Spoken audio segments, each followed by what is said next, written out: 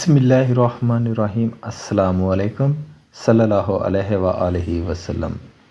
اخلاق نبوی کے سنہری واقعات۔ قیدی کو روٹی کھلا کر خود کھجوروں پر گزارا کر لیا۔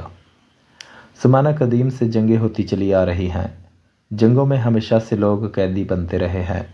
ان کے ساتھ نہایت وحشیانہ سلوک کیا جاتا رہا ہے۔ عصر حاضر کے حکمرانوں نے جنیوا میں بیٹھ کر ایک کنونشن میں جنگی قوانین تیار کیے اور قیدیوں کے ساتھ سلوک کی حدود مقرر کی اور ان سفارشات کو پوری دنیا پر لاگو کرنے کی ہدایت کی۔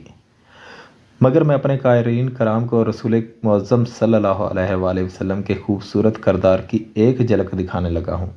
جو کام ان لوگوں نے آج کرنے کی کوشش کی، اس سے بدرجہ بہتر قوانین آپ صلی اللہ علیہ وآلہ وسلم نے آج سے 1500 سال پہلے دنیا کو عطا فرمائے۔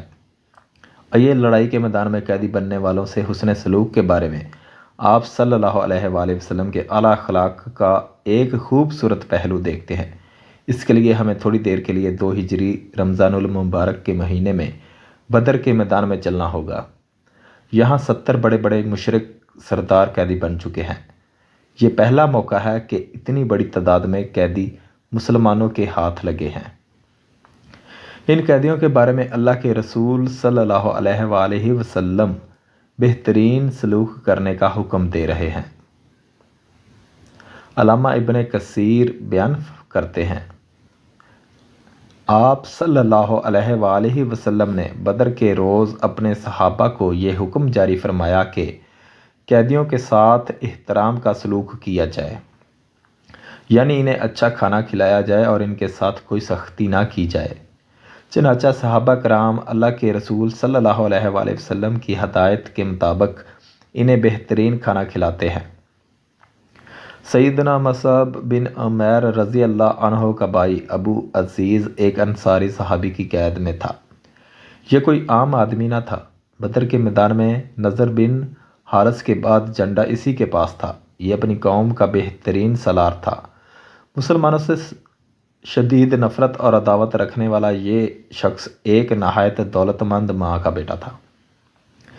جس انصاری صحابی نے اسے گرفتار کیا، ان کا نام ابو یسر رضی اللہ عنہ تھا۔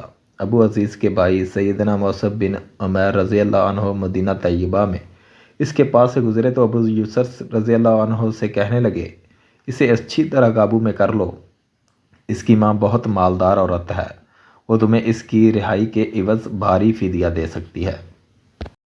سیدنا مصعب بن عمیر رضی اللہ عنہ نے الحب فی اللہ والبغض فی اللہ کا فریضہ سر انجام دیا۔ ابو عزیز کے ہاتھ بندھے ہوئے تھے۔ سیدنا مصعب رضی اللہ عنہ کو مخاطب ہو کر کہنے لگے، بھائی تم میرے بارے میں یہ وصیت کر رہے ہو کہ اسے اچھی طرح قابو کر لینا۔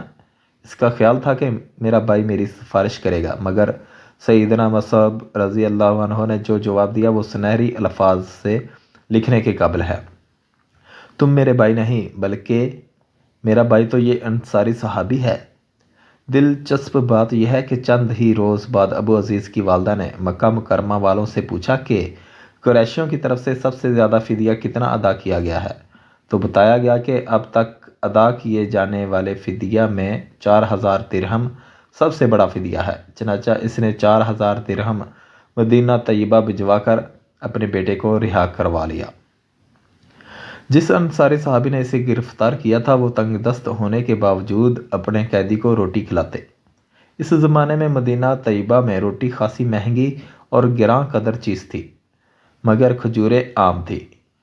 ابو عزیز کا بیان ہے کہ جب وہ کھانا لاتے تو روٹی میرے سامنے رکھ دیتے اور خود کھجوریں کھا کر گزارا کر لیتے تھے۔ مجھے یہ دیکھ کر بڑی ندامت ہوتی، میں روٹی ان کے ہاتھ میں دے دیتا مگر وہ روٹی مجھے واپس کر دیتے۔ قارئین کرام، یہ میرے نبی صلی اللہ علیہ وسلم کا اعلیٰ اخلاق ہے کہ آپ صلی اللہ علیہ وآلہ وسلم نے صحابہ کرام کو قیدیوں سے حسن سلوک کا حکم دیا۔ صحابہ کرام نے اس حکم پر اتنے شاندار طریقے سے عمل کیا کہ خود تو کھجوریں کھا کر گزارا کر لیتے مگر قیدی کو اچھی اور اعلیٰ خوراک دیتے۔ سبحان اللہ، کیا شان ہے ہمارے نبی پاک صلی اللہ علیہ وآلہ وسلم کی۔ اللہ حافظ۔